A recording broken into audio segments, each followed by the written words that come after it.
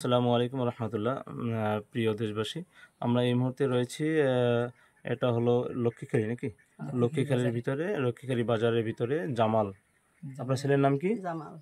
জামাল ভাইদের বাসায় আমরা তাদের বাসায় আসছি। তাদের বিভিন্ন ধরনের সমস্যা রয়েছে এবং তিনি জামাল ভাই একা উপার্জনক্ষম ব্যক্তি এবং তার পরিবারের 7জন সদস্য রয়েছে এবং 7জন মানুষই বিভিন্নভাবে অসুস্থ।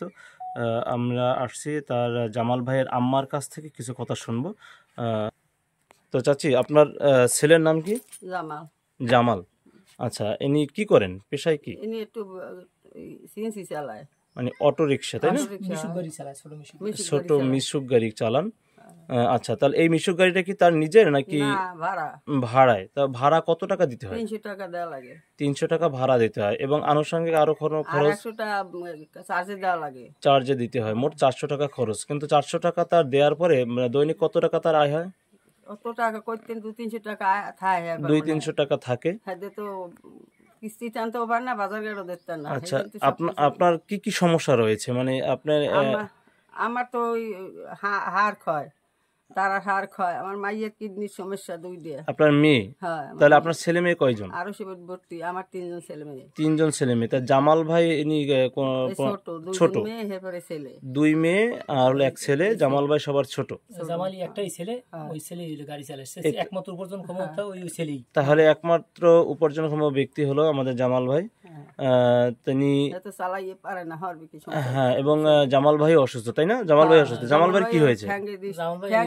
দিনমজুর কোনো কাজ করতে পারে না, গাড়ি চালানো ছাড়া কিছু করতে পারে না। জামাল ভাই দিনমজুর কোনো কাজ করতে পারেন না। তিনি শুধুমাত্র এই গাড়িটা চালান এবং তার পায়ে সমস্যা রয়েছে। গাড়ি চালালে তার পায়ে ব্যথা হয় এবং যন্ত্রণায় ঘুমাইতেন না, তেল মাজা লাগে রাইতে। আচ্ছা, আর হলো আপনি আছেন আর আপনার হাজবেন্ড আছে, তাই তো? জামাল ভাইয়ের বাবা। জামাল ভাইয়ের বাবার কি সমস্যা? হ্যাঁ, তো প্যারালাইসিস হইয়া কথা টথা সব বন্ধ।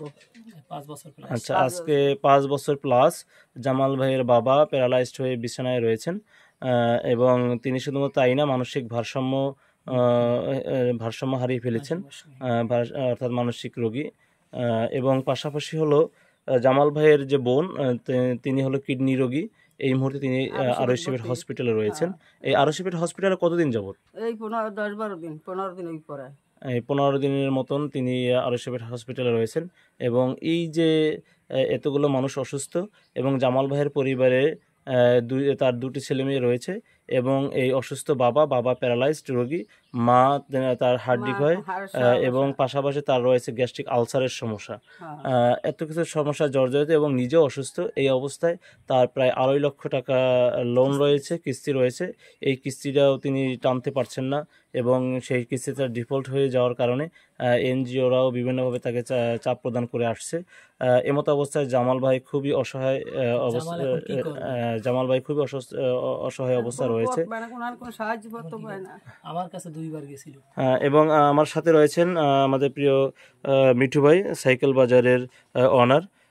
তার কাছে ভাই কয়েকবার গিয়েছিলেন এবং যে তার কাছে আবেদন করেছিলেন কিছু আর্থিক সহযোগিতার জন্য। ভাই, এই বিষয়ে কিছু যদি বলতেন। আমার কাছে উনি এ পর্যন্ত 3 বার গেছে। রোজার আগেও আমি এখানে, আমার লোক আসছিল ওনাদের এখানে কোনো একটা কাজে, তখন এই শুনছি যে চাষির ঘরে ইফতার ছিল না, ওনার সম্ভবত কানের একটা অথবা নাকের কোনো একটা কিছু বিক্রি করতে চাইছে। তখন আমি আমার যে স্টাফ ছিল তারা বললাম যে তাহলে তারে পাঠাই দাও, আমি ইফতারি ব্যবস্থা করে দিতেছি। ঠিক আছে, ওইটা বিক্রি নিষেধ করো, এইটা বলছিলাম আমরা। তো পরবর্তীতে জামাল ভাই মনে হয় রোজার হয়তো 3-4-5 রোজার দিকে, হয়তো 4-5 রোজার দিকে গেছিল। আমি আমার সাধ্য মতন আমি একটা ইফতারের প্যাকেট তারে ওনার হাতে পৌঁছাই। এরপর আমি ওনার বলছিলাম যে আপনার যে সমস্যাগুলো, এগুলো তো আসলে তো বড় ফান্ড দরকার, আমাদের 500-1000 টাকা আমরা দিতে পারবো, আমাদের তো সেই ক্যাপাসিটি নেই। এখানে ওনার হলো আমার কাছে যে হিসাব দিয়েছে, 5টা সমিতিতে ওনার প্রায় 2.5 লক্ষ টাকা ওনার কাছে পাবে এবং পাশের বাড়িকে নাকি পাবে 10 লাখ টাকা, 10,000 টাকা, প্রত্যেক মাসে 1000 টাকা এটা সুদ দিতে হবে। তার যে বর্তমান যে সমস্যা, সেই সমস্যা আসলে যদি বড় কোনো ফান্ড না পায় তাহলে আসলে আমি ওনার পথ দেখতেছি না যে উনি আসলে ঘুরে দাঁড়াতে পারবে কিনা। কারণ ওনার 300 টাকা যদি গাড়ি ভাড়া দিতে প্লাস 100 টাকা হলো তাহলে উনি কয় টাকা ইনকাম করবে, কয় টাকা দেবে? ওনার হলো সপ্তাহে কিস্তি দিতে হয়। আর ওনার বাবা হইলে ভাইকে একটু হোল্ড করছি।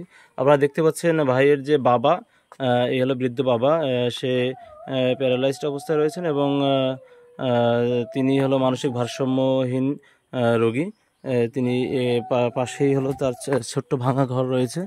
এই ভাঙা ঘরের ভিতরে তিনি থাকেন।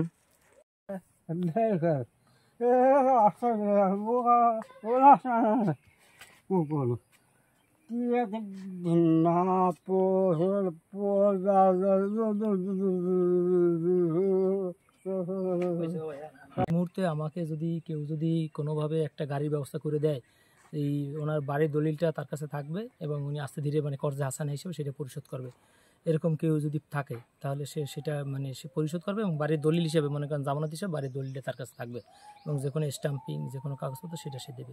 এখানে 10 কাঠার মতন ওনার জায়গা আছে। প্রিয় বন্ধুরা, তাহলে মিঠু ভাইয়ের কাছ থেকে যে এখানে প্রায় 10 কাঠার মতন জমি রয়েছে, কোনো সহৃদয়বান ব্যক্তি যদি তাকে কিছু টাকা কর্জে হাসানা হিসাবে দেন, প্রয়োজনে তার বাড়ির যে জমিটার দলিল রয়েছে সেটা তিনি বন্ধক রাখতেও তিনি প্রস্তুত রয়েছেন। তো এরকম ভাইয়ের আমাদের উচিত ভাইদের পাশে দাঁড়ানো। আপনারা যার যার স্থান থেকে যতটুকু সম্ভব ভাইয়ের পাশে দাঁড়াবেন ইনশাআল্লাহ। ওই আমার মেয়ে বিয়ে দিয়েছিলাম, তারপরে অনেক অত্যাচার করতে, মারতে, করতে। আর শাশুড়িও একদিন মারছে, তারপরে অনেক কষ্টের পর আর মামুরা কি করছে, বাধ্য হয়ে ডিভোর্স করেছে, তাই তো? অনেক কষ্টের পর যে করছে। এখন এই মেয়েটি কোথায় আছে আপনার? এটি আছে নানা বাড়ি। নানা বাড়িতে আছে। হ্যাঁ, এখানে আনতে পারিনি, এখানে আনলে এরাও মানে করতে আছে, বিভিন্ন ধরনের চাপ সৃষ্টি করে, তাই? বিভিন্ন ধরনের কথা কাজ করতে আছে, এই যে নিজে আনতে পারতে আসি। আচ্ছা, আমার কি করবো? এখন এই হলো জামাল ভাইয়ের বাকি 2 ছেলে মেয়ে। এই খেলে আমার ডিম বেজে আলু দিয়ে, আর এখন তো ডাক দিয়ে জামাল ভাই রোজা রাখে হ্যাঁ না সরে? এত করে লোকটা তো সব দিক দিয়ে ঠিক আছে, কিন্তু সুদের ভিতরে জড়াই গেল। হ্যাঁ সুদের ভিতরে জড়াই যায়, সুদের ভিতরে বরকত নাই, 1000 কোটি টাকা থাকলে হ্যাঁ কোনো কুলকুনিয়ার ভাই। তো আপনাদের কাছে আকুল আবেদন যে আপনারা যার যার পক্ষ থেকে আপনারা এই পরিবারটির পাশে দাঁড়াবেন এবং যারা জামাল ভাইকে সহযোগিতা করতে চান 01994384 247 01994384 এটি জামাল ভাইয়ের পার্সোনাল বিকাশ নাম্বার। কথা বলে নিশ্চিত হয়ে আপনারা বিকাশ করবেন ইনশাআল্লাহ।